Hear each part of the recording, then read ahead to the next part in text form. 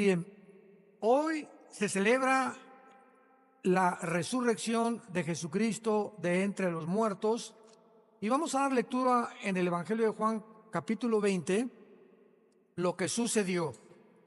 El primer día de la semana, María Magdalena fue la que le sacaron los 7 espíritus, ¿se acuerdan? Estaba súper endemoniada. Bueno, pues esa mero, María Magdalena, fue la primera que fue de mañana, siendo aún oscuro, al sepulcro y vio quitada la piedra del sepulcro. Entonces corrió y fue a Simón Pedro y al otro discípulo, aquel al que amaba Jesús, que sabemos que es Juan, y les dijo: se han llevado del sepulcro al Señor y no sabemos dónde le han puesto. Y salieron Pedro y el otro discípulo y fueron al sepulcro. Corrían los dos juntos, pero el otro discípulo corrió más aprisa que Pedro y llegó primero al sepulcro. Pongan mucha atención aquí. Y bajándose a mirar, vio los lienzos puestos allí, pero no entró.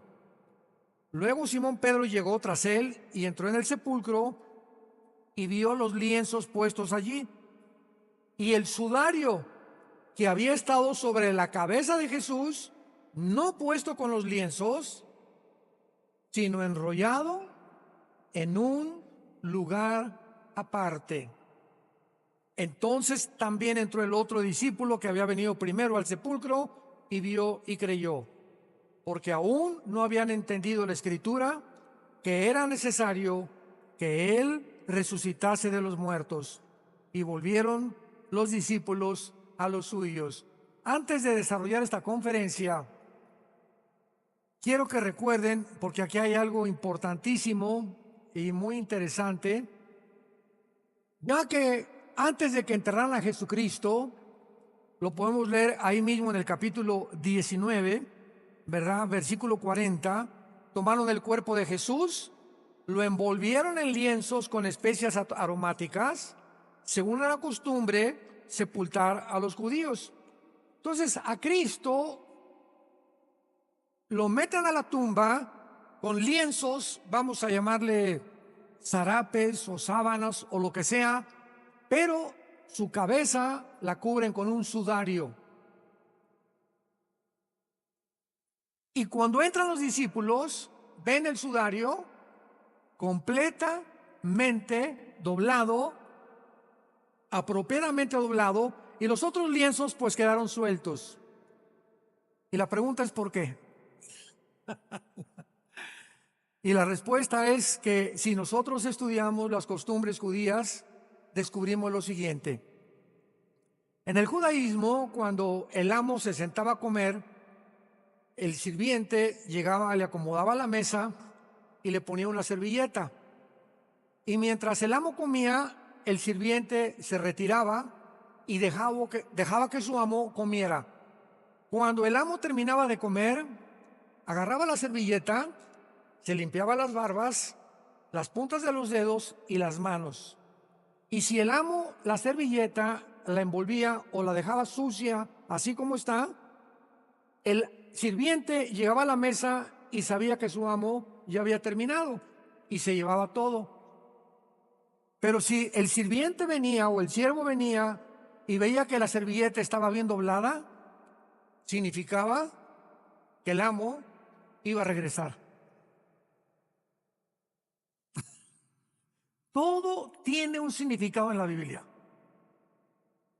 El hecho que Jesús haya dejado dobladito su sudario es el mensaje que estaba mandando. Hasta con esos detalles la Biblia nos habla de la inspiración que solo Dios pudo tener en estas sagradas escrituras.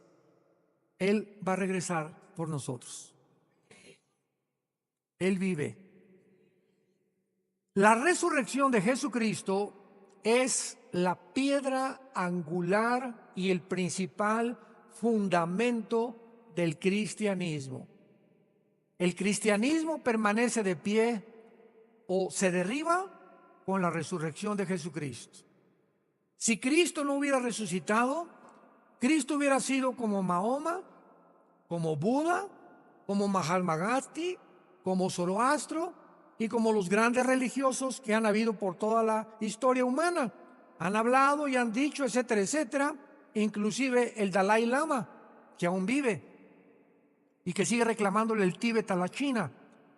En una entrevista que hicieron entre el Dalai Lama y el Papa Juan Pablo II, el Dalai Lama, esto fue en la década de los 90, 1990-92, el Dalai Lama dijo estas palabras al Papa: yo soy Dios.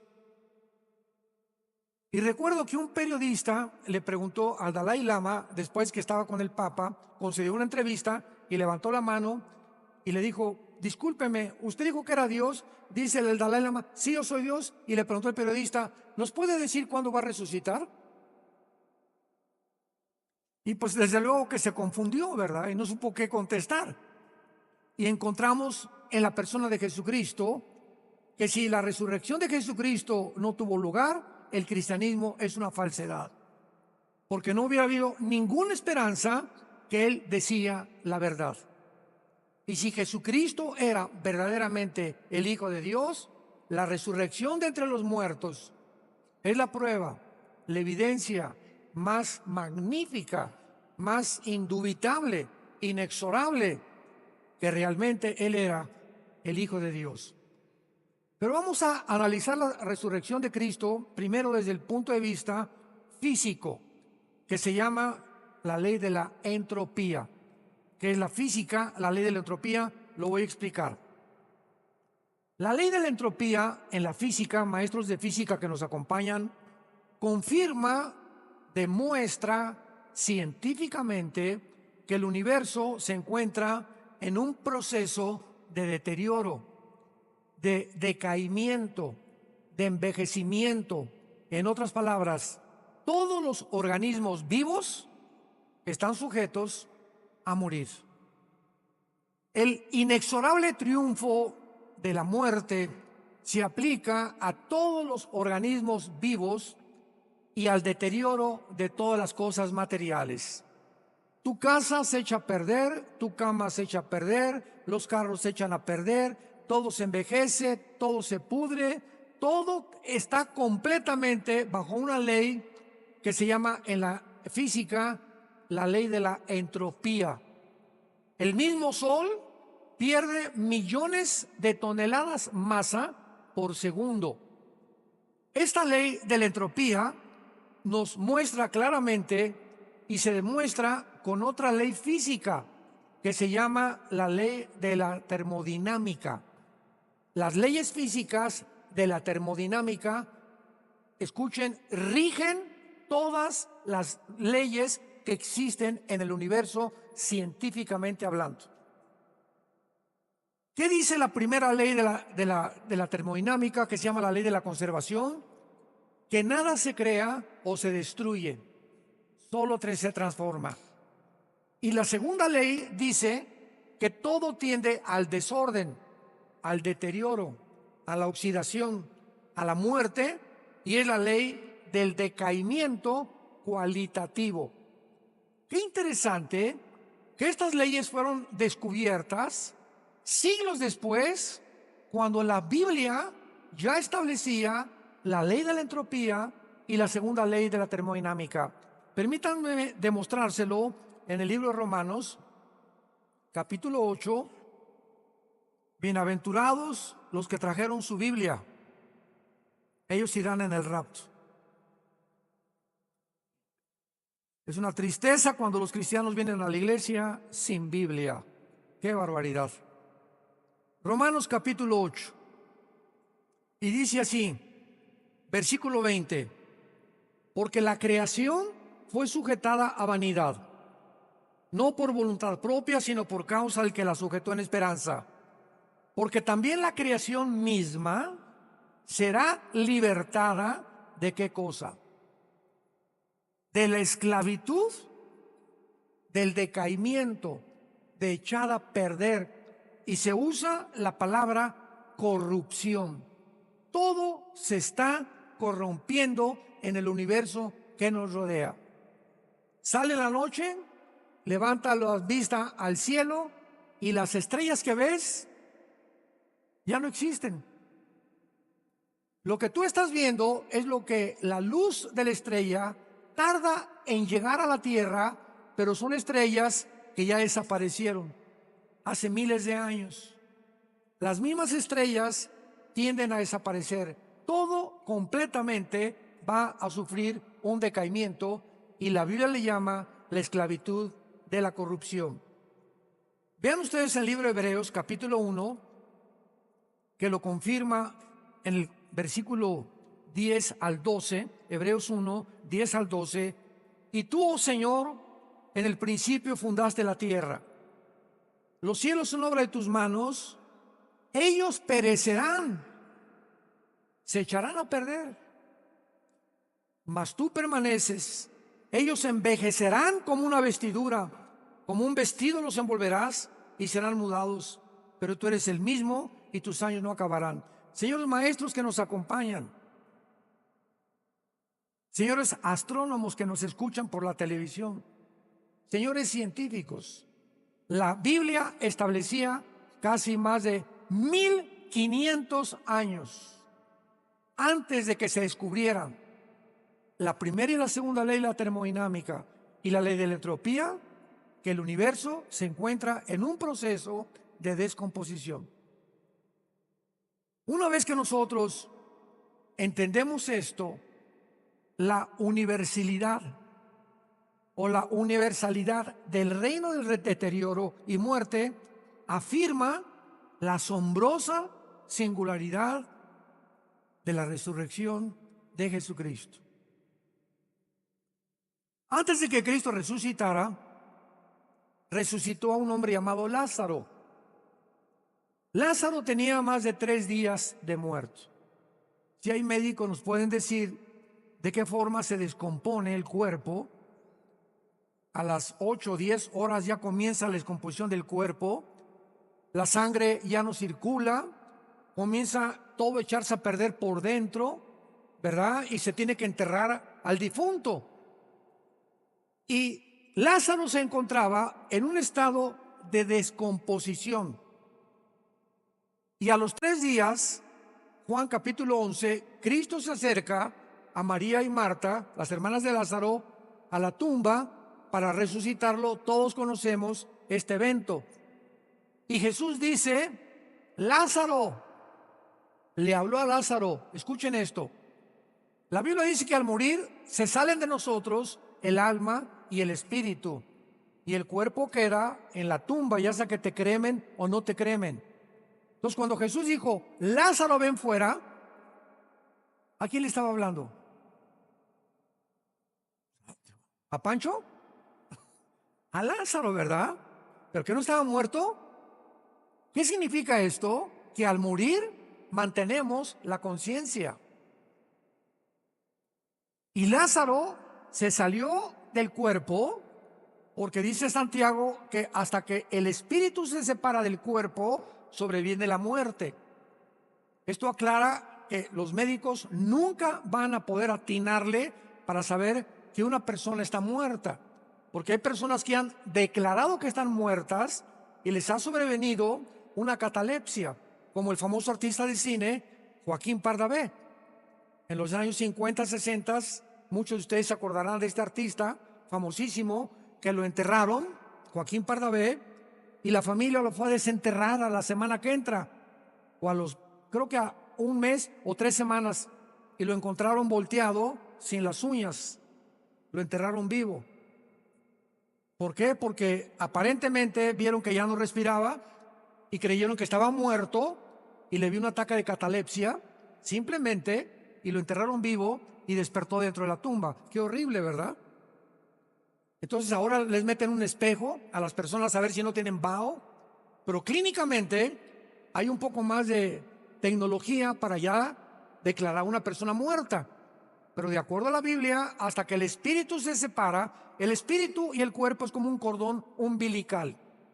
No es hasta que el bebé se le corta el cordón umbilical entre la mamá y la nueva criatura que el bebé sale a otra dimensión. Ya es independiente de la mamá. Entonces así es como un cordón umbilical entre el espíritu y el cuerpo, y hasta que el espíritu es cortado, se separa del cuerpo, el cuerpo es corrompido, es destruido, es completamente hecho, ahí se lo comen los gusanos, y el espíritu y el alma, ¿a dónde se van? Bueno, bíblicamente nos muestra la Biblia que si eres cristiano, vienen los ángeles de Cristo para nosotros y nos llevan al cielo. Pero el espíritu de Lázaro no podía irse al cielo todavía, porque volvió a vivir. Entonces, cuando Jesús dice, Lázaro, ven fuera, la conciencia de Lázaro, que está en el alma y en el espíritu, oyó la voz, escuchen esto, aquí está el cuerpo descompuesto, el cuerpo sin el espíritu no puede vivir, y el espíritu de Lázaro entró al cuerpo y volvió a reconstruirlo celularmente. Comenzó otra vez su corazón a palpitar, comenzó la sangre a circular y recobró la vida. Y cuando quitaron la piedra de la tumba, Lázaro salió así vendado, porque así salían. Y Dios le dijo a los discípulos, quítenle las vendas, porque Jesucristo vino a darnos vida y nosotros discipulamos quitándole las vendas a todos ustedes que estaban muertos y yo también, y eso es lo que se llama el discipulado. Estamos siendo desvendados de todas las ataduras de nuestro pasado. Esto es importante porque Jesucristo resucita y nos demuestra que la muerte no es todo para tu vida. No importa que te coman los tiburones en un temblor, un accidente de tráfico o que te quemen tu cuerpo, vamos a volver a vivir. Porque si Jesucristo fue enterrado, deshecho sin sangre, ensangrentado, era un guiñapo humano cuando lo enterraron, la promesa para nosotros de Jesús fue la siguiente: yo soy la resurrección y la vida. ¿Qué otro personaje de la historia, quién ha dicho esas palabras y lo ha demostrado?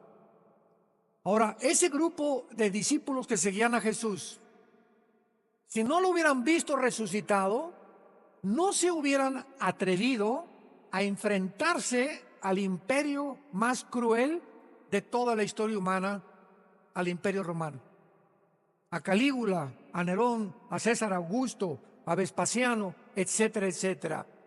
Y estos hombres pescadores del vulgo, que ni a la primaria acabaron, fueron llenados del Espíritu Santo y se enfrentaron al mundo, predicando al mundo con una pasión que los embargó completamente, que si Jesucristo vivía, lo peor que nos puede suceder es morir, y el morir es ganancia. Entonces, ¿de qué tienes miedo? ¿De qué tenemos miedo? Todos tenemos que morir de alguna forma. Y cuando muramos, va a ser el día como el capullo que sale de los que se ponen en los árboles y se rompe y sale la mariposa. El día de nuestra muerte es el día más feliz de nuestra vida. Ya aparece contradicción, ¿verdad? Como me dijo una vez una señora: oiga, pastor Alducin, mi abuelita se está muriendo y queremos que venga usted porque parece que ya se murió y queremos que la venga a resucitar. Y les dije, ¿qué edad tiene tu abuelita? 93 años. Y les contesté, pues ya déjala que se pinten. ¿Para qué quieren que siga aquí sufriendo con nosotros? Es más, si la resucitamos y resucita, nos va a decir, ¿y para qué me trajeron otra vez aquí? Ya estaba bien contenta con el Señor. Así somos de tontos los cristianos, ¿verdad? No, que se levante a los muertos, el muchacho es cosa.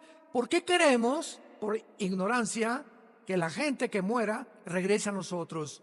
No quisiéramos, ¿verdad?, que nuestro esposo, nuestra esposa, nuestro hijo, nos llenamos de tristeza, pero la esperanza de saber que los familiares que amamos o amigos han muerto nos llena de un sentimiento de seguridad mezclado con tristeza, pero de saber que se encuentran en un lugar mejor que nosotros. Y a eso te da un consuelo, te da un descanso. Mi hijo, mi esposa, mi abuela se encuentran ya descansando por el amor de Dios, ¿Para qué quieres que sigan comiendo tlayudas aquí? Allá tienen mucha mejor comida que nosotros. Muy bien. Todos los grandes hombres y líderes de la historia, Buda, Mahoma, Zoroastro, Confucio, Gandhi, Carlos Marx, murieron y siguen en sus tumbas. Pero ve a Jerusalén, la tumba de Cristo está vacía, completamente vacía, ni los huesos están ahí. Si Cristo no hubiera resucitado, pasaría la historia como todos estos grandes religiosos, pero aún peor, hubiera quedado como un lunático, psicópata, sociópata, paranoico, farsante y el mentiroso más grande de toda la historia, porque él mismo aseguró claramente antes de morir que él iba a resucitar. Veamos Mateo capítulo 16. Qué increíble vida la de Jesucristo. Mateo 16, versículo 21. Desde entonces comenzó Jesús a declarar a sus discípulos, vean todas las profecías que hay en un versículo. Número 1, que le era necesario. Él venía a cumplir la agenda de su Padre. Cuando vino Cristo al mundo tenía una agenda. Y el Padre le decía, a ese sáname, a ese no lo sanes. A ese sácale demonios, a ese no sácale demonios. Cuando se encontró con la mujer samaritana, dice Juan capítulo 4, le era necesario, como aquí, necesario, ir a Samaria. Porque en su agenda se despertó Jesús y dijo, hoy a las 12 tienes una cita con una mujer que va a estar junto a un pozo y vas a platicar con ella. Estaba programada la reunión de Jesús con la samaritana en la agenda de Jesucristo. Y Jesucristo sabía perfectamente bien el día que iba a morir. Porque antes de morir, ¿se acuerdan la Santa Cena? ¿Qué conocimiento tenía Dios de la vida después de la vida?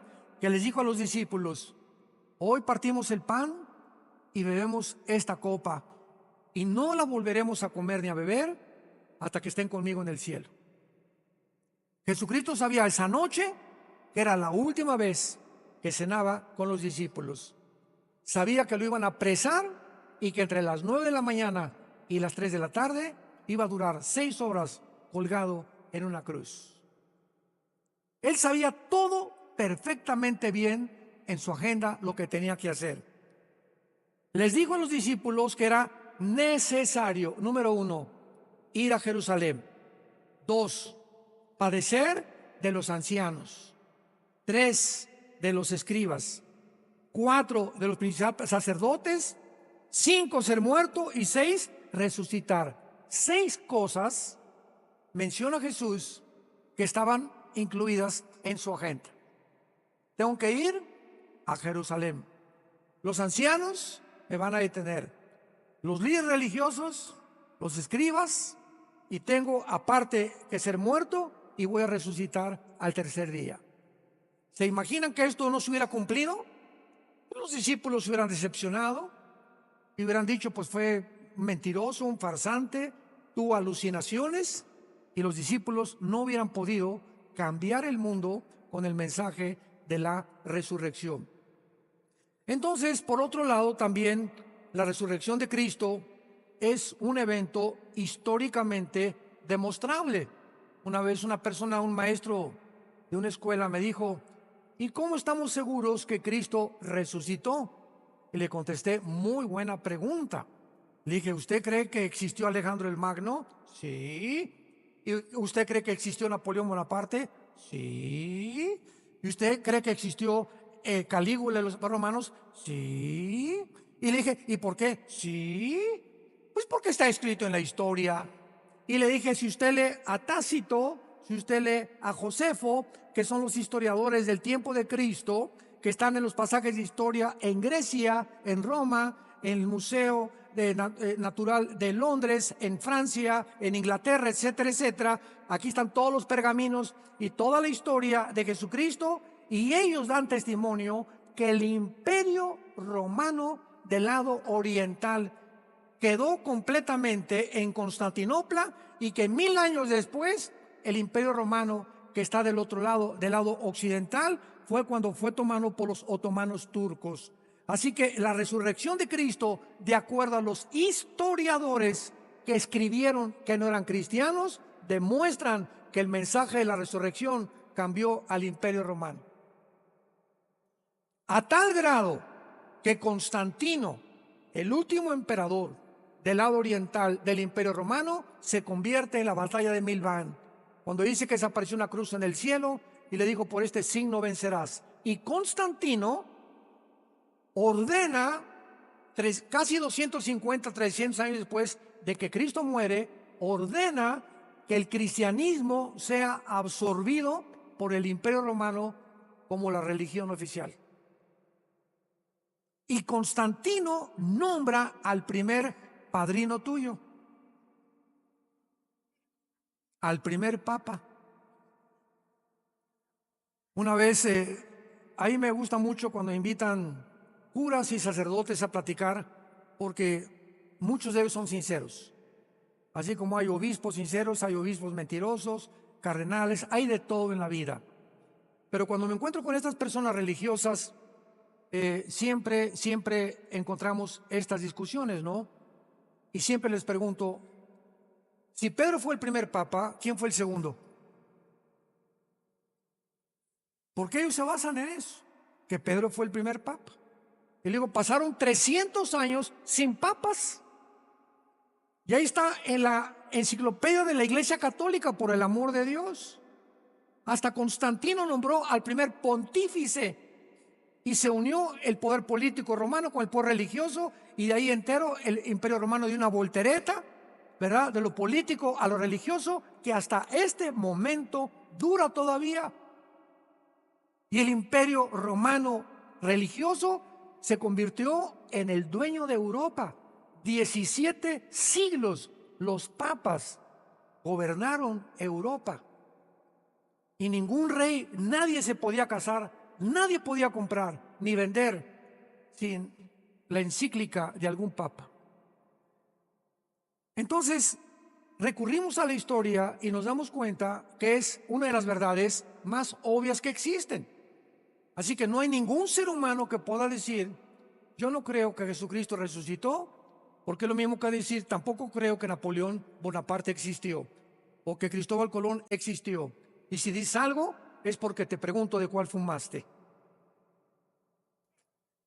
Ahora, muy bien, el hecho innegable de que Cristo haya resucitado, no existiría, repito, el cristianismo, porque los dos permanecen o caen juntos. Vayamos a 1 Corintios capítulo 15. 1 Corintios 15. ¿Ven la importancia de traer la Biblia? 1 Corintios capítulo 15, versículo 12. Dice el apóstol Pablo: pero si se predica de Cristo, que resucitó de los muertos, ¿cómo dicen algunos entre ustedes que no hay resurrección de muertos? Porque si no hay resurrección de muertos, tampoco Cristo resucitó. Y si Cristo no resucitó, vana es entonces nuestra predicación, vana es nuestra fe. Y somos hallados falsos testigos de Dios, porque hemos testificado que Dios resucitó a Cristo, al cual no resucitó, si en verdad los muertos no resucitan. Porque si los muertos no resucitan, tampoco Cristo resucitó. Y si Cristo no resucitó, vuestra fe es vana, aún están en vuestros pecados. Entonces también todos los que han muerto en Cristo perecieron. Y en esta vida solamente esperamos en Cristo, somos los más dignos de conmiseración de todos los hombres. Y dice más adelante el apóstol Pablo: entonces, si Cristo no resucita, ¿qué esperanza tenemos? Al morir, regresamos al polvo. ¿De qué sirve que le soy fiel a mi esposa? ¿De qué sirve que haya sido honrado si el que no tranza no avanza? Dicen aquí en México. ¿De qué sirve que me sacrifique? ¿Y por qué no puedo hacer lo que yo quiera? Porque si se trata de hacer dinero, pues vamos a hacerlo de cualquier manera. Y si no hay eso, no hay justicia. Y si no hay justicia, no hay Dios. ¿Y qué es de todos los nazis que mataron a todos los violadores de los niños, los pederastas, todos los crímenes que han pasado en la historia y que se murieron y no les hicieron nada, ni siquiera fueron a la cárcel? ¿Realmente es un mundo tan injusto en el que vivimos? Pero la Biblia dice que viene un día de la resurrección de todos los muertos y todos los que están en las tumbas van a volver a vivir, unos para condenación eterna y otros para vida eterna. Y todo va a depender de lo que hiciste con Jesús en tu vida. ¿Cuál fue tu actitud a Jesucristo mientras tú vivías? Ahora también hay argumentos en contra de la resurrección y se los voy a mencionar. Pero antes quiero leerles el testimonio de dos de los más grandes historiadores de la Universidad de Harvard. Apunta los nombres, y la Universidad de Harvard y de Oxford, y uno de los abogados considerados en la abogacía más grandes de la historia. El primero, Thomas Arnold, así como suena, profesor de historia de la Universidad de Oxford y Rugby, reconocido como el más grande historiador del mundo, para que se lo restriegues así en la cabeza a tu maestro de la universidad. Thomas Arnold escribió: no conozco ningún otro hecho en la historia de la raza humana que haya sido mejor probado, con tantas evidencias indubitables, que la gran señal que Dios nos dejó al haber resucitado a su Hijo Jesucristo de entre los muertos. Thomas Arnold, profesor de historia, considerado el más grande historiador de la historia humana. Simón Greenleaf, con G de gárgara, doble E, Greenleaf se escribe, Simón Greenleaf, considerado la mente más grande dentro de la abogacía. Y él fue el fundador de la Escuela de Leyes de la Universidad de Harvard en Boston, Massachusetts.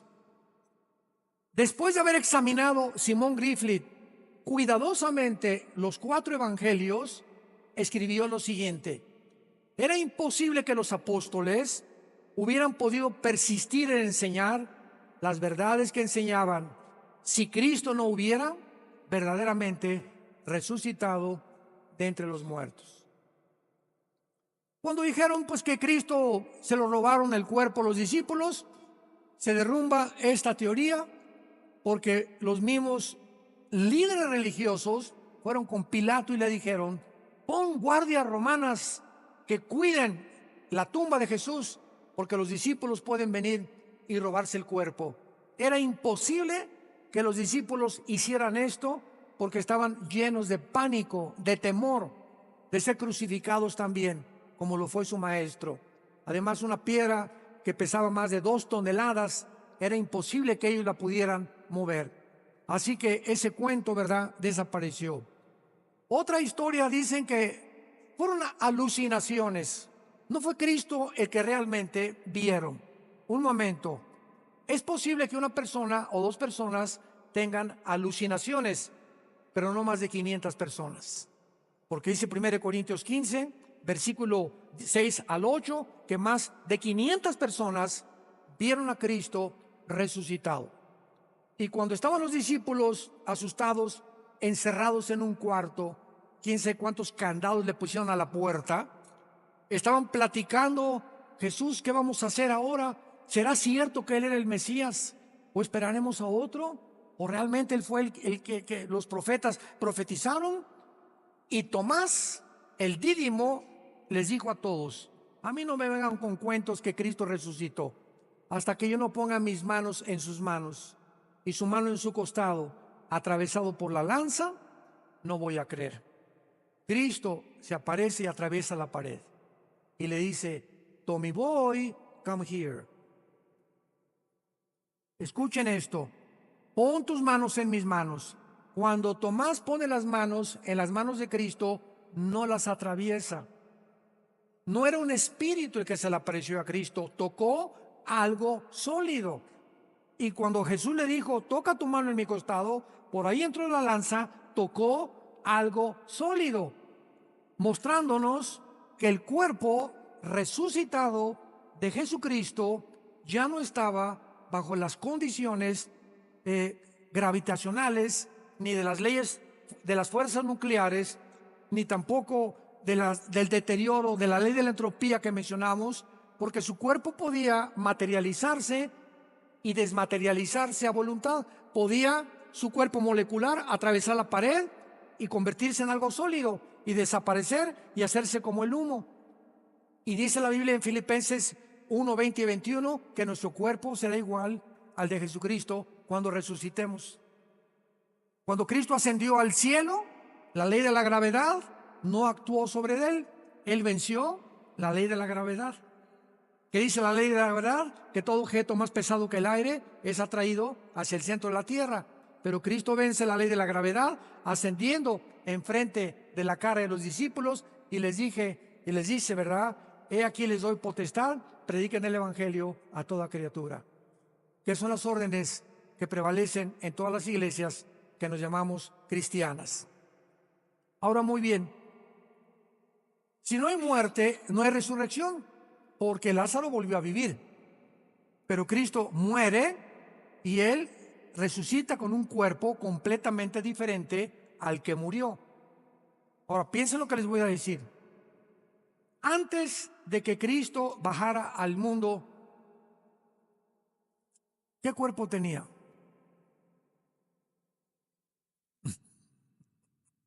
Tenía un cuerpo Cristo. Tiene que haberlo tenido porque hay cuerpos espirituales, lo vamos a ver ahorita. Y cuando baja al mundo, toma otro cuerpo. Y el cuerpo de Cristo, cuando toma el cuerpo que es igualito al de nosotros, ese cuerpo con el cual Cristo resucitó, es el mismo cuerpo que tendremos nosotros y tendrá forma humana por toda la eternidad.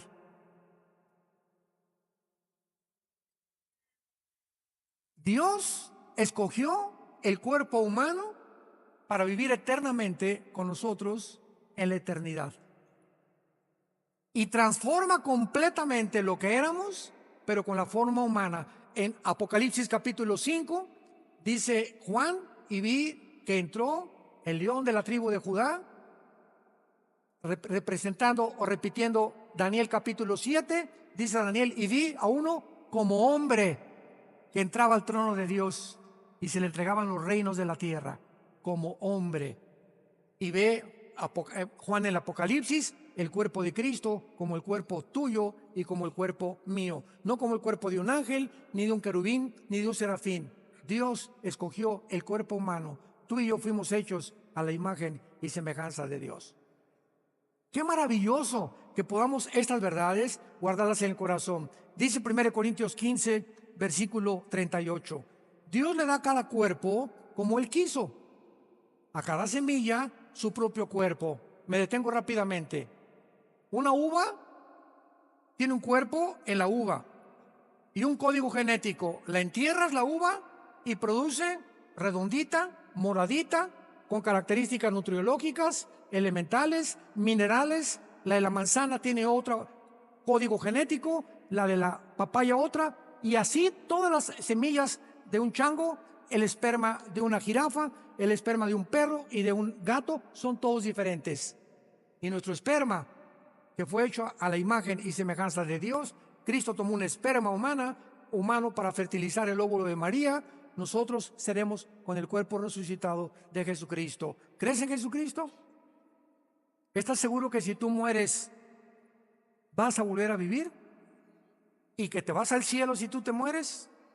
Si tú no tienes esta seguridad, inclina tus ojos y dile estas palabras al Hijo de Dios. Señor Jesucristo, te pido perdón por mis pecados. Me arrepiento con todo el corazón de ellos. Y creo que en esa cruz con tu sangre pagaste para que yo algún día, cuando tú me llames a casa, vuelva a vivir como tú lo hiciste al vencer la muerte a los 3 días. Como creo que vives, te pido en este instante que entres a mi corazón como mi Señor y mi Salvador. te pido perdón por mis pecados y te doy las gracias por darme la vida eterna. En el nombre de Jesús. Amén. ¿Qué esperanza tenemos, verdad? Todo se va a acabar ya, ya.